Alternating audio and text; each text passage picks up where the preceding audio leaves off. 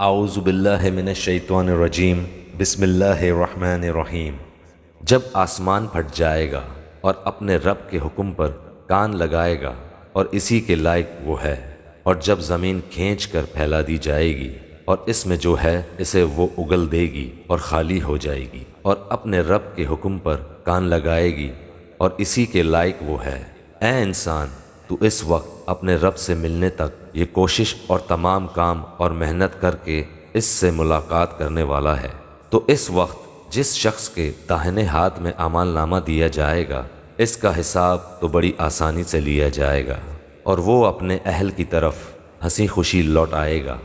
ہاں، جس کا اعمال نامہ اس کی پیٹھ پیچھے سے دیا جائے گا تو وہ موت کو بلانے لگے گا اور بھڑکتی ہوئی جہنم میں داخل ہوگا۔ یہ شخص اپنے متعلقین میں دنیا میں خوش تھا، اس کا خیال تھا کہ اللہ کی طرف لوٹ کر ہی نہ جائے گا، کیوں نہیں، حالانکہ اس کا رب اسے بخوبی دیکھ رہا تھا۔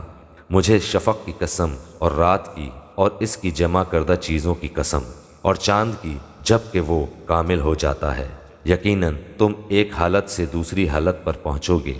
انہیں کیا ہو گیا ہے کہ ایمان نہیں لاتے، اور جب ان کے پاس قرآن پڑھا جاتا ہے تو وہ سجدہ نہیں کرتے، بلکہ جنہوں نے کفر کیا وہ جھٹلا رہے ہیں، اور اللہ تعالیٰ خوب جانتا ہے جو کچھ یہ دلوں میں رکھتے ہیں۔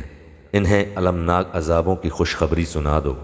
ہاں، ایمان والوں کو اور نیک عمل والوں کو بے شمار اور نہ ختم ہونے والا اجر ہے۔